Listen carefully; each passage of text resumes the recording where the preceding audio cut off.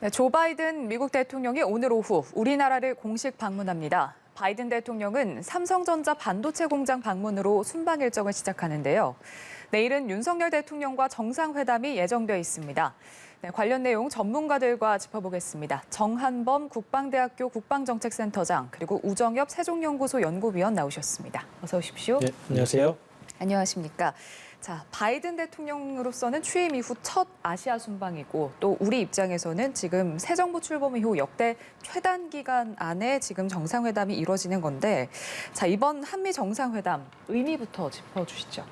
예, 무엇보다 이제 새 정부 들어서 첫 한미 정상회담이고요. 예. 또 이제 새 대통령이 맞이하는 첫 국빈이기 때문에 이번에 이제 특히 이제 새 정부가 들어서서 외교 정책의 어떤 방향이 아직 확정되기 전이란 말이죠. 예. 지금 이번 바이든 대통령과의 한미 이 정상회담을 통해서 우리 정부의 외교적인 큰 그림 바탕이 나오지 않을까 이런 기대를 해봅니다. 예. 자, 외교 첫 시험대에 올랐다 이렇게 평가를 할 수도 있을 것 같은데요. 윤석열 정부에게 이 최단 기간 내 한미 정상회담을 하는 게 이점으로 작용할 거라고 보시는지요? 윤석열 정부가 이제 시작한 지 약 열흘 만에 이제 바이든 대통령과 이제 정상회담을 갖게 되는데 예.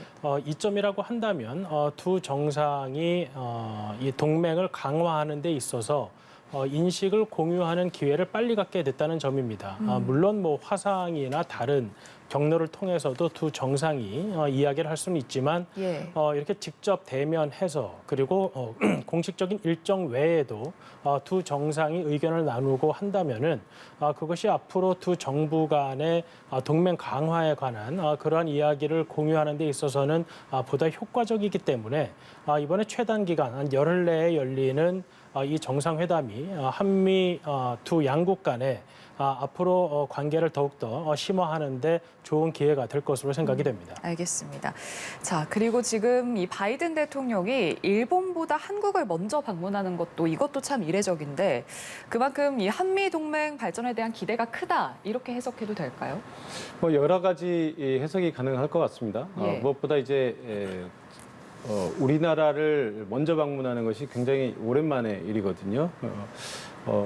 뭐 그동안 이제 미국의 대통령이 이 동아시아 순방을 할 때 항상 일본보다 뒤에 오는 것에 대한 어떤 불만 또는 뭐 아쉬움 이런 것들이 있었는데 예. 이번 기회에 이제 이런 것이 해소되는 계기가 되면 좋겠고요. 물론 이제 미국 백악관의 입장은 순서가 중요하지 않다 이렇게 얘기는 했습니다만 그래도 동아시아에서는 또 그런 부분을 중요시하는 게 뭐 어떤 문화가 있기 때문에 그것보다 이제 저는 이번 바이든 대통령의 순방을 통해서 이루어지고 있는 여러 가지 스케줄 중에 일본 방문에서 인도태평양 경제 프레임워크 이게 이제 출범이 있지 않습니까? 예. 아마 이것과 관련해서 한국을 먼저 방문해야 될 어떤 사유가 있지 않았을까 그렇게 생각을 하고요. 한국과 교감을 통해서 또 이것을 가지고 일본에 가서 일본과 대화를 한 다음에 예. 어떤 이제 다자 외교의 수순으로 가는 그런 계획이 있었지 않나 이렇게 생각이 됩니다. 자, 어떤 의미가 있는 거다라고 보시는지요? 우리가 뭐 일본하고 비교해서 그 선후 방문 순서를 가지고 뭐 큰 의미를 부여할 필요는 없습니다만 예. 이번에 이제 일본에서 예정돼 있는 것이 단순히 미국과 일본 간의 양자 관계뿐만 아니라 쿼드 회의 및 인도퍼시픽 경제 프레임워크의 출범과 같은 일들이 있습니다. 예. 근데 이제 그러한 주요 일정들을 거친 후에 이제 한국을 방문하게 되면 아무래도 한국 방문의 중요성이 떨어진다는 인식이 있을 수 있기 때문에 예. 정치적인 차원에서 이제 한국은 그러한 다자 간의 협의체 구성이나 회의와 별개로 한미 양자 간에 매우 중요한 관계에 있다는 점을 부각시키기 위한 정치적 의미가 어느 정도는 담겨 있다고 볼 수 있겠습니다. 예. 자, 지금 주요 일정과 의제를 짚어보기 전에 일단 지금 두 정상의 어떤 특징이랄까요? 이걸 좀 보면 일단 한 사람은 50여 년 연륜의 게다가 이제 외교 베테랑이고 지금 한 사람은 지금 정치 초보 영선의 검찰총장 출신인데 자, 이 두 사람의 케미는 어떨 거라고 보시는지요? 글쎄요, 이 케미라는 게 맞춰봐야 알겠습니다만, 예, 예.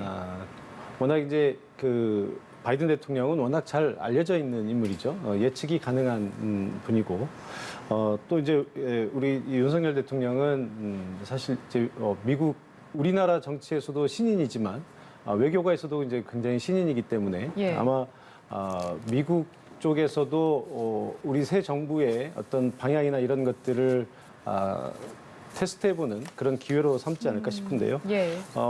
그 양 대통령이 모두가 좀 그 소탈한 성격이고 또 직설적인 이런 스타일이기 때문에 예. 아마 우회적으로 삥 돌려서 뭔가를 좀 애매하게 하기보다는 직설적으로 뭔가 허심탄회한 대화를 하는 그런 계기가 되지 않을까 이렇게 생각이 됩니다. 예. 자, 그럼 일정을 하나씩 짚어보면, 자, 오늘 저녁 6시에 이제 우리나라에 도착할 것으로 보이고요. 오산 기지에 내려서 바로 평택에 있는 삼성전자 반도체 공장을 갑니다. 자, 이 첫 일정이 이제 삼성전자 반도체 공장 방문. 자, 보통 이제 미국 대통령이 우리나라에 오면은 미군 기지를 가거나 아니면 미국과 관련된 기업을 가는데, 자, 일단 우리나라 기업을 가는 건 처음이지 않습니까? 이것도 굉장히 이례적인 거죠. 바이든 대통령이 지난 약 1년, 2년 동안 미국 내에서 받았던 정치적인 비판 중에 하나는 예.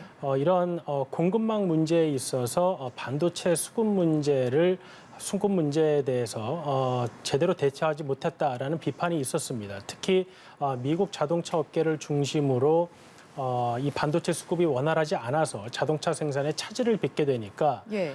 미국 내에서 이런 이제 반도체 수급과 관련한 비판이 나오곤 했는데 이제 그때 이제 바이든 대통령이 이제 했던 것이 우리나라의 반도체 기업들을 통한 어떤 협력 체제 구축이었던 것이죠. 예. 그래서 이제 작은 차원에서는 미국 국내 정치적인 요인을 좀 감안을 해서 미국 대통령이 미국 산업을 위한 반도체 수급을 위해서 이렇게 노력한다는 모습을 보여주는 것 하나와 그리고 작년 5월 이제 문재인 대통령과 바이든 대통령 간의 공동 성명서에서도 이 반도체 부분에 있어서의 협력을 상당히 강조했었습니다. 그 이후 바이든 대통령이 첫 한국을 방문하는 것이기 때문에 예. 그러한 연장선상에서 윤석열 정부와 앞으로 반도체를 비롯한 첨단 산업에서의 협력을 강조한다는 상징적인 의미를 강조하기 위해서 이 반도체 공장 방문을 선택한 것이 아닌가 생각이 됩니다. 말씀하신 것처럼 지금 이 첫 일정을 봐도 지금 이번 방문의 어떤 성격이랄까요? 뭐 이런 것들을 좀 볼 수 있을 것 같은데, 자, 말씀하신 대로 한미 동맹 강화, 특히나 그 중에서도 공급망 이 사슬을 강화하는 걸 목표로 하고 있다, 이렇게 볼 수 있을 것 같거든요. 삼성전자 입장에서는 어떨까요? 삼성 입장에서는 일단 개별 회사 입장에서는 굉장히 영광이겠죠. 예. 그리고 그렇지 않아도 이제 삼성은 세계적인 기업입니다만 미국의 대통령 그리고 이제 한국 대통령이 동시에 삼성을 방문하게 되면 아마 삼성으로서는 굉장한 광고 효과도 누리겠죠. 예. 그보다 이제 더 중요한 것은 삼성이 이 미국의 이 기술 동맹 또 공급망 확보의 어떤 핵심 축으로 여겨진다라고 하는 그런 의미가 있기 때문에 예. 사실 삼성 입장에서는 양면이 다 있다고 봅니다. 그러니까 미국이나 한국을 중심으로 한 서방의 기술 동맹의 핵심 축의 하나로서 삼성이 중요한 역할을 한다고 하는 측면이 있고요. 예.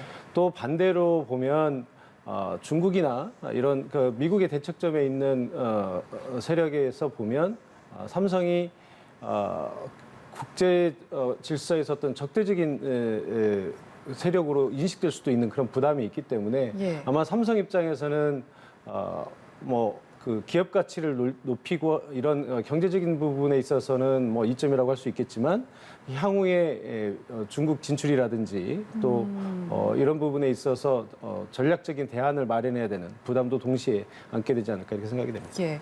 자, 지금 의제가 크게 세 가지거든요. 북핵 대응, 경제 안보, 그리고 영내 협력인데, 자, 먼저 군사안보 분야 핵심 의제와 관련해서 대북 확장 억제력 강화 방안, 네, 이 부분이 지금 회담 테이블의 올해 전망입니다. 자, 이 확장 억제와 관련해서는 지난 정부 때는 지금 거의 논의가 이루어지지 않았던 거 아닙니까? 이 북핵을 어떻게 인식하느냐 차원의 문제였던 것 같습니다. 윤석열 대통령은 이제 선거 기간 그리고 이제 뭐 인수위를 거치고 취임사에서도 이 북핵에 대한 대응을 이제 매우 중요하게 이야기를 했고요. 예. 그리고 이 북한은 핵무기를 가지고 있는 상황이고 우리나라는 이제 핵무기가 없는 상황이기 때문에 이러한 비대칭적인 상황을 극복하기 위해서 미국과의 동맹을 통해 미국이 제공하는 확장 억제를 기반으로 북한의 이러한 도발 가능성을 이제 억제하고자 하는 것입니다. 그런데 이제 지난 정부에서는 이 북한 핵의 위협성을 현 윤석열 정부와는 다르게 인식하는 측면이 있었고 예. 또 트럼프 정부를 거치면서 어떤 동맹 간의 결속력이 좀 약화된 면이 있었던 것이죠. 그래서 이제 이 확장 억제와 관한 공식적인 논의가 한미 양국 간에 이제 공식적으로 이제 열리지 않았었는데 예. 이번에 어떠한 내용으로 최종 뭐 공동 성명서에 담길지 아니면 뭐 기자회견 과정을 통해서 나오게 될지는 모르겠지만 예. 두 정상이 한미 양국의 어떤 확장 억제에 관한 그 신뢰도를 높이는 데에 아마 의견을 같이 할 것이고 그런 과정을 통해서 북한에 전달하는 메시지 그리고 우리 국민들에게 전달하고자 하는 어떤 안심의 메시지를 전달하는 데 초점을 맞추지 않을까 생각이 됩니다. 예. 지금 대통령실에서도 회담에서 제일 먼저 짚고 넘어갈 게 이 한미 간 확장 억제력을 어떻게 강화할지에 대한 것이다 이렇게 밝혔거든요. 자, 그렇다면 확장 억제 전략 협의체, 지금 이 협의체는 문재인 정부에서 중단이 됐는데 이번 논의를 통해서 다시 정례화된다 이렇게 전망을 해볼 수 있을까요? 뭐 아마 그게 가장 쉬운 방법 중에 하나가 아닐까 이렇게 생각이 됩니다. 그러니까 예. 한미 동맹을 강화한다라고 하는 것은 이제 사실 뭐 한미 동맹에 뭐 실질적인 변화는 없습니다만 국민들이 느끼는 체감하는 것 그리고 밖으로 보여지는 것 이게 굉장히 중요한 요소 중에 하나이기 때문에 그것을 위해서는 이제 두 가지를 생각해 볼 수 있겠는데요. 하나는 이런 제도화를 통해서 어떤 정기적으로 뭔가를 보여주는 이런 방법이 있을 것 같고요. 또 하나는 실질적인 기동 훈련이나 이런 것들을 통해서 또 시각적으로 보여주는 그런 방법이 있을 텐데 뭐 기동 훈련을 하게 되면 또 이제 뭐 미국의 전략 자산이 이 한반도로 전개하는 과정에서 들어가는 비용 문제라든지 또 미군과의 협조 문제 또 북한의 반발 이런 문제들이 또 이제 복합적으로 일어나기 때문에 예. 우선은 그 수단보다는 이런 확장 억제 전략 협의체와 같은 이런 제도적인 것들을 부활시킴으로 인해서 우선적으로 신속하게 국민들에게 강한 메시지를 줄 수 있지 않을까 이렇게 생각을 합니다. 예. 자, 이 확장 억제력 강화부터 시작해서 아무래도 이번 한미 정상회담에서는 전 정부 대북 기조와는 좀 차별화된 정책이 예상이 되는데 자, 아무래도 대화보다는 견제 쪽으로 갈 확률이 높은 상황에서 그렇다면 북한의 반응은 어떨까요? 윤석열 정부의 대북 정책을 대화보다는 이제 견제라고 하기보다는 대화와 억제 능력의 향상 및 유지가 동시에 이루어진다고 볼 수 있겠습니다. 예. 윤석열 대통령과 바이든 대통령 모두 조건 없는 대화를 북한에게 제의하고 있고 또 윤석열 대통령은 인도적 지원에 있어서는 정치적 상황에 어떤 부침과 상관이 없이 북한 주민의 어려움을 해결하기 위한 그러한 수단으로서 인도적 지원을 제공하겠다라고 이야기를 하고 있기 때문에 예. 윤석열 정부의 대북 기조가 꼭 대화를 배제한 채 어떤 억제 능력의 향상에만 초점을 둔다고 하는 것은 조금 지금 정부의 기조와는 차이가 있는 것 같고요. 예. 다만 이제 대화에 열려 있다는 것과 우리가 대북 핵 억제 능력 뭐 이런 것들을 향상시키는 것은 별개의 문제고 또 동시에 이루어질 수 있는 문제입니다. 그렇기 때문에 아마도 북한에서는 한국이 미국과 연합 방위 체제를 통해서 대북 억제 능력을 향상시키고 그리고 북한이 도발을 하지 못하도록 하는 그런 준비 태세를 향상시키는 데 있어서 물론 불만은 있겠지만 뭐 그것 때문에 우리가 이런 대비 태세를 향상시키는 것을 뭐 주저할 수는 없는 것이죠. 왜냐하면 그것이 바로 국민의 안전한 삶과 직결되는 문제이기 때문에 앞으로 윤석열 정부는 계속해서 조건 없는 대화를 북한에게 제시함과 동시에 북한의 도발이나 핵 능력을 억제하는 능력을 향상시키는 것을 동시에 할 것으로 생각이 됩니다. 예, 대화와 억제를 좀 조화롭게 사용하는 방법 이렇게 말씀을 주셨는데 지금 바이든 대통령이 방한하는 2박 3일 기간 동안 북한 핵실험이 초읽기에 들어갔다 지금 이런 얘기가 나왔거든요. 그러니까 지금 우리 국정원뿐만 아니라 미국 백악관에서도 정상회담 기간 동안 이 정상회담이 열리는 와중에 북한의 도발 가능성이 매우 높다. 지금 이렇게 예측하고 있는 건데 지금 미국 대통령이 한국에 와 있는데 북한이 도발을 한다? 이거 좀 굉장히 이례적인 일 아닙니까? 뭐 말 그대로 굉장한 도발이 되겠죠. 예, 예. 예. 아마 뭐 미국의 대통령을 바로 코앞에다 두고 이런 도발을 하게 된다면 아마 미국과의 뭐 그 관계 개선이라든지 이런 쪽보다는 일단 대결을 통해서 체제 유지를 하고 예. 또 자신들의 능력을 과시하고 이렇게 해서 이제 한미 동맹의 어떤 그 경고를 주는 그런 방식으로 아마 가게 되는 것이 틀림없을 텐데 예. 저는 이제 이게 도발이 이루어질 가능성이 굉장히 높다고 봅니다만 예. 과연 핵실험까지 갈 수 있겠느냐는 것을 좀 지켜봐야 되겠다. 이게 미사일 도발은 물론 안보리 결의 사항이기도 하고요. 또 예. 미국에 대한 직접적인 위협이기 때문에 미국에 대한 위협 차원에서는 중요한 문제이긴 합니다만 사실 국제 레짐상에서는 조금 다른 문제거든요.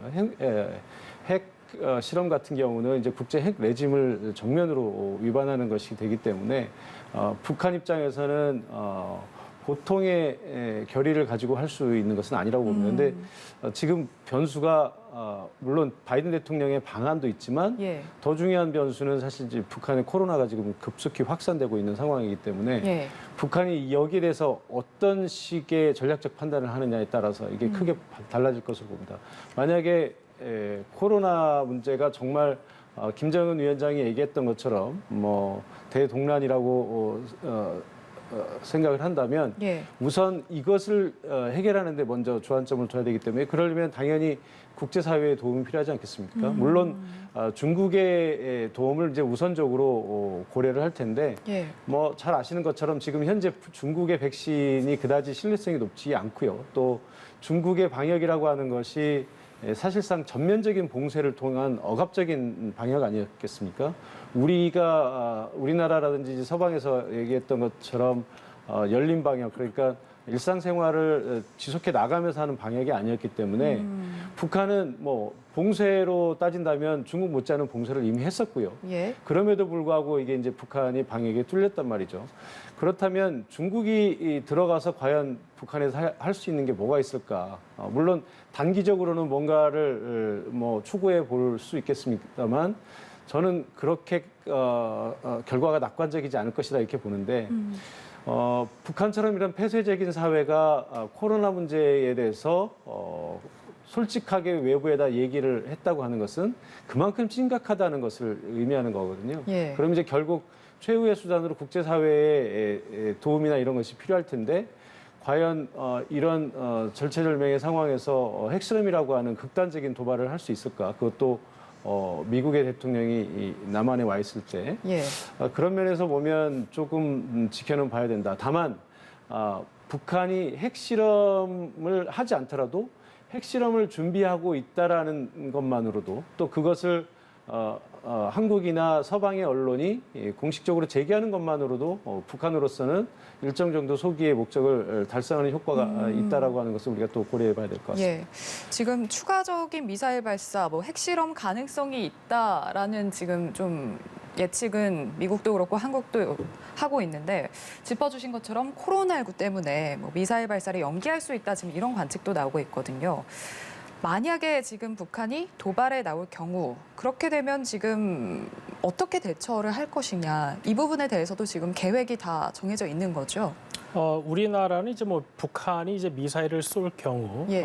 우리도 이제 그에 상응하는 이제 미사일 발사 시험을 한다든지 아니면 국제사회에 이제 북한의 잘못된 행동에 대해서 규탄하는데 연대를 해달라라는 메시지를 전하고 유엔 안보리가 이제 정상적으로 작동할 경우에는 북한의 핵실험이나 대륙간 탄도미사일에 도움을 주는 그런 미사일 발사 같은 경우에는 제재 대상이기 때문에 또 다른 이제 제재에 대한 어떤 동참을 요구할 수 있으나 지금 현재 중국과 러시아가 유엔에서 미국과 협력할 가능성이 높지 않기 때문에 아마도 이제 유엔 차원에서의 대응보다는 우리가 보다 준비 태세를 강화하는 방향으로 북한의 도발이 더 이상 우리가 용납할 수 있는 것이 아니다라는 그러한 메시지를 전달하지 않을까 생각이 됩니다. 예. 그 한미 정상회담 중에 하고 있는데 갑자기 이제 도발을 하게 될 경우는 뭐 어떻게 벙커로 이동을 하는 건가요? 어떻게 되는 건가요? 그 도발 상황에 따라서 많이 달라질 겁니다. 이게 한미 정상회담이 아니라 하더라도 만약에 북한의 도발이 심각한 상황이면 당연히 우리 대통령이 벙커로 들어가야 되겠죠. 들어가서 문제를 해결할 것이고, 대통령이 움직일 정도의 상황이 아니면 합참 수준에서 일을 할 거고요. 저는 이제 가능성은 높지 않습니다만 이런 생각도 해봤습니다. 만약에 미국의 대통령이 남한에 와 있는데 북한이 굉장히 심각한 수준의 도발을 하게 된다면 지금 여기에 대해서 우리가 뭔가 우리도 대응을 해야 되고, 또 미국의 대통령이 와 있는 상황이기 때문에 우리가 뭔가 더 결연한 모습을 또 보여줘야 되고요. 또 지금 우리 새 정부 들어서서 한미 동맹의 강화 그리고 확장 억지력의 실질적인 강화라고 하는 측면 여러 가지를 고려한다면 우리도 갑작스럽게 괌에 있는 미국의 전략 자산이 즉각적으로 전개하는 이런 상황도 생각해 볼 수 있지 않을까. 그러니까 북한에서는 ICBM이라든지 또는 핵을 시험 발사를 핵실험을 하게 되고요. 여기에 대해서 우리가 괌에서 미국의 전략 폭격기 같은 전략 자산이 전개되면서 우리는 우리 오산에 있는 우리 전투기들이 발진해서 미국의 전략 자산들과 공동으로 훈련하는 이런 모습으로 북한을 압박하는 이런 모습까지도 충분히 가능할 수 있겠다. 다만 그 가능성이 높지는 않습니다만 그게 북한의 도발에 대한 우리의 최대한의 압박이 될 수 있지 않을까 이렇게 생각을 해봤습니다. 그러니까 도발 수위에 따라서 또 우리도 어떻게 전략적으로 대응을 할 것인지가 정해질 것 같습니다. 자, 지금 백악관이 바이든 정부 출범 이후에 북미 직접 대화 가능성을 지금 여러 경로로 타진을 했는데 아직까지 지금 북한에서 어떤 답을 듣지 못한 상황이거든요. 북한에서 이렇게 나오는 이유는 뭐라고 보시는지요? 일단은 미국이 이야기하는 북한과의 대화는 조건 없이 하자는 것이고 북한은 계속해서 선행 조건이 해결이 돼야 된다라는 걸 강조하고 있습니다. 그러니까 적대시 정책 철회 및 그것은 이제 다시 말해서 이제 제재 해제를 요구하는 것인데 북한에 대한 제재가 해제돼야지만 미국과 대화를 할 수 있다는 입장을 강조하고 있는 것이죠. 그렇기 때문에 일단 대화를 시작하기 위한 전제가 미국과 북한 간에 맞지 않는 상황입니다. 그러니까 북한은 어떠한 명분 없이 본인들이 이야기했던 그 상황에서 물러서서 미국이 이야기하듯이 아무 조건 없는 비핵화 대화에 나선다는 것은 매우 국내적으로 명분이 없는 행동이 될 것이고요. 그렇기 때문에 당분간은 북한이 대화를 통해 무언가를 얻어낼 수 있다라는 판단이 들지 않는 이상 미국이 말하는 조건 없는 대화의 시작에는 응하지 않을 가능성이 높아 보입니다. 자, 지금 바이든 대통령이 평택에 있는 삼성전자 반도체 공장을 먼저 찾는 것도 그렇고 또 한미 동맹 강화에서도 공급망 사슬, 반도체에 큰 관심을 갖고 있는 것도 그렇고 지금 인도태평양 경제 프레임워크 IPEF 지금 이 문제를 논의하는 것도 지금 중요한 의제 중 하나로 꼽히고 있는데요. 자, 지금 대통령실에서는 이걸 중국을 배제하는 건 아니다. 이렇게 확대 해석을 경계하긴 했지만 이게 지금 IPEF 가입이 결국엔 중국의 어떤 반발을 불러일으켜서 이게 역풍을 맞을 수 있다. 지금 이런 예측도 나오고 있거든요. 어떻게 예상하세요? 중국이 반발하는 것은 우리가 쉽게 예상할 수 있는 것이죠. 지금 이게 단순히 그냥 뭐 하나의 기구를 만들거나 어떤 공동체를 만드는 것이 아니고 애초에 출발 자체가 미국이 이 중국을 견제하기 위한 그런 목표를 명백하게 내세우고 시작한 것이기 때문에 예. 당연히 중국 입장에서는 유쾌할 리가 없는 것이라고 이렇게 생각을 합니다.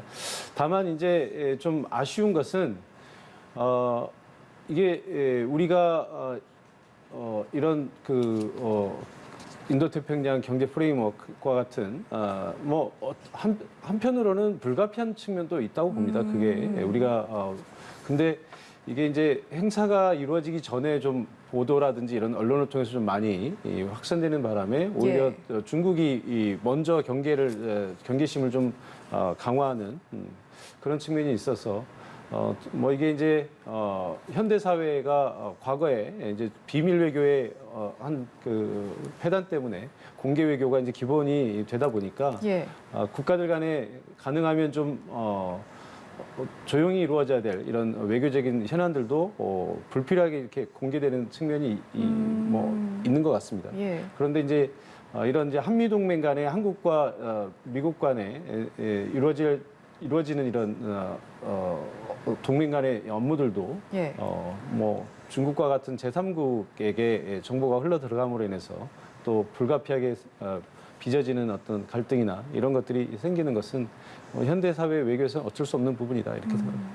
지금 중국이 이미 또 반발하고 있고 또 이게 뭐 제2의 사드 사태가 될 거다 뭐 이런 우려도 나오고 있어요. 근데 그럼에도 지금 IPF 가입을 결정을 한 이유는 뭐라고 보시는지요?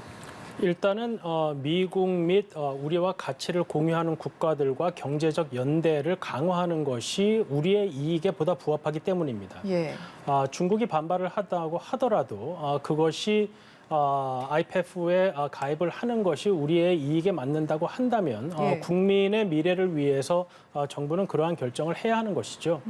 다만 이제 중국이 반발하는 것은 지금 우리가 생각하고 있는 인도태평양 경제 프레임워크의 방향과는 이제 좀 차이점이 있는데 그 가장 첫 번째는 정부에서 이야기한 것처럼 이것이 중국을 견제하기 위한 목적은 아니라는 겁니다. 이러한 새로운 경제 질서에 대한 이야기가 나오게 된 것은 중국이라는 국가 자체를 배제하기 위한 것이 아니라 중국이 기존의 경제 체제에서 본인들이 유리하게끔 기존의 경제 질서에 혼란을 가져오는 행위를 하고 있기 때문에 이러한 대안들을 이제 모색하는 것인데요.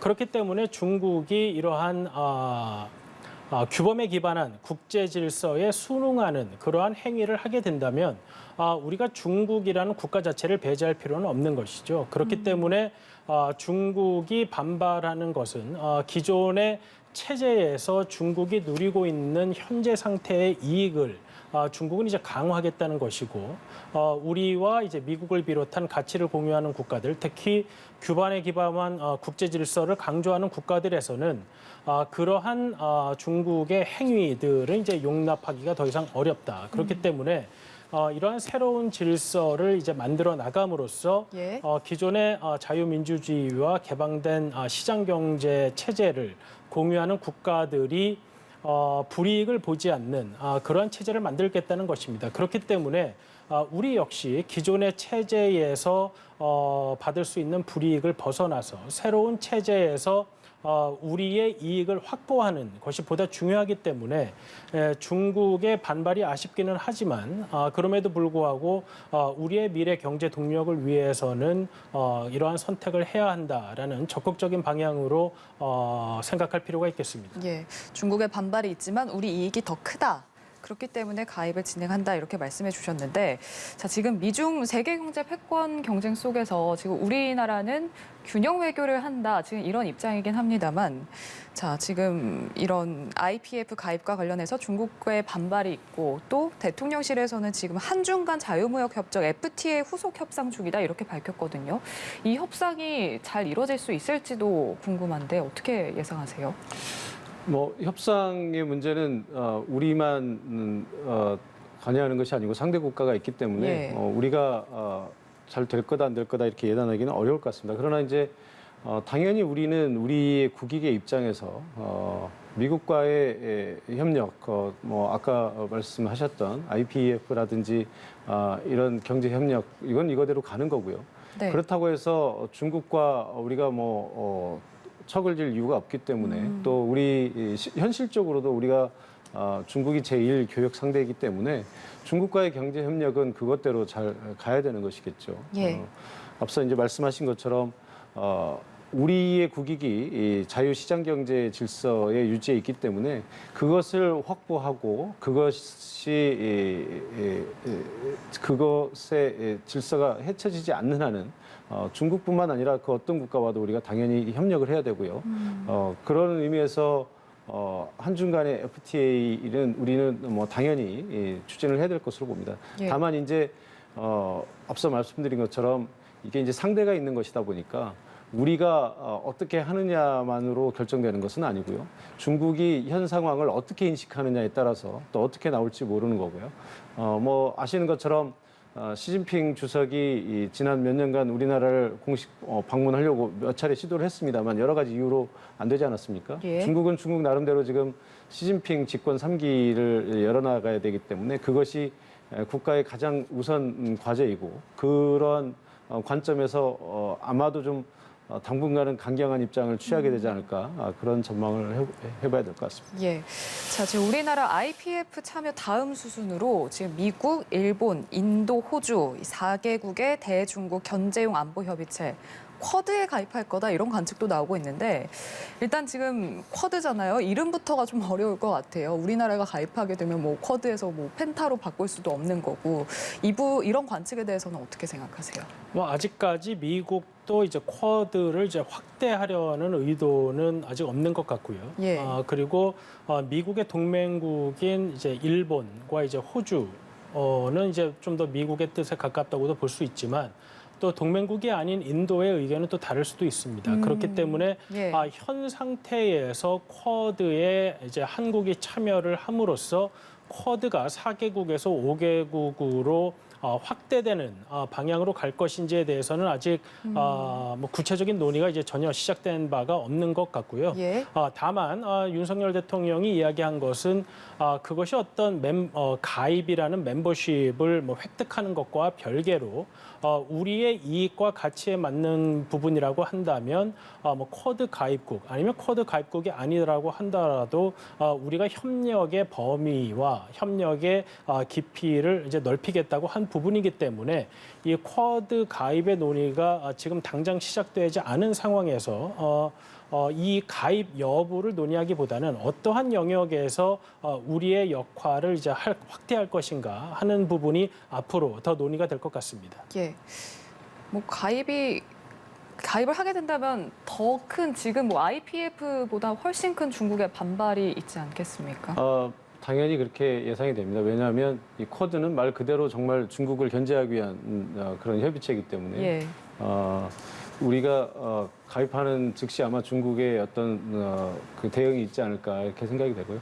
다만 이제 쿼드를 우리가 좀 확대해서 해석을 한다면 굳이 현재의 어떤 이렇게 정치적인 입장의 화두들뿐만 아니라 쿼드가 다룰 수 있는 의제 영역들이 굉장히 넓거든요. 그래서 부분적으로 우리의 국익과 맞는 부분들만 선택적으로 참여하는 방법도 있을 수 있다 이렇게 생각이 듭니다. 예.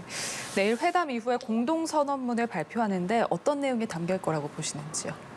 이번은 사실 준비 기간이 짧았던 예. 회담이기 때문에 기존의 이제 준비 기간이 충분했던 정상회담보다는 아마 좀 내용이 간략한 선언문이 되지 않을까 생각이 됩니다. 예. 왜냐하면 정부 출범 후 10일 만에 이루어지는, 열흘 만에 이루어지는 선언문이기 때문에 기존에 수개월간의 준비 기간이 있었던 정상회담과는 차원이 다른 것이죠. 그래서 어떤 구체적인 내용을 이제 공동선언문에 담기보다는 앞으로 적어도 미국 선거가 24년에 있으니까 적어도 이제 2년은 함께하게 될 윤석열 정부와 바이든 정부가 어떠한 방향에서 의견을 같이 하고 공동의 정책을 취해 나갈 것인가 하는 방향성에 보다 더 초점을 둔 선언문이 될 것 같고요. 예. 그러한 차원에서 이제 북한에 대한 대응 문제, 그리고 한미 간의 경제 안보 협력, 그리고 이제 영내 한국의 역할 확대와 같은 그러한 부분에 있어서 보다 원칙적인 방향성을 양국 정상이 인식을 같이 한다는 점을 강조하는 선언문이 예. 되지 않을까 생각이 됩니다. 어떻게 예상하시는지요? 뭐 저도 비슷한 생각입니다. 현재 윤석열 정부의 어떤 외교안보 정책의 기조 이런 것들이 확실하게 지금 정해진 상황이 아니기 때문에 예.